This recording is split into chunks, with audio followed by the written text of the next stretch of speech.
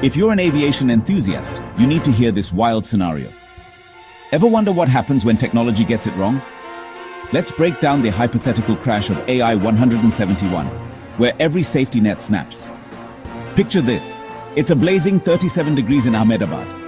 Air India 171 is hammering down the runway. Suddenly, a jolt, just a nasty bump, compresses the nose gear. At the same time, the radar altimeter glitches, saying the plane's barely off the ground. Throw in hot, thin air and a lagging engine. Now, the TCMA's brain thinks it's seeing a catastrophic thrust runaway on the ground. Even with Boeing's patch, a tiny miscalibration lets false signals stack up. In a split second, both engines shut off, at just 30 feet above the runway. No thrust, no lift, and only 2 seconds to disaster. That's how even the best fail-safes can fail, together.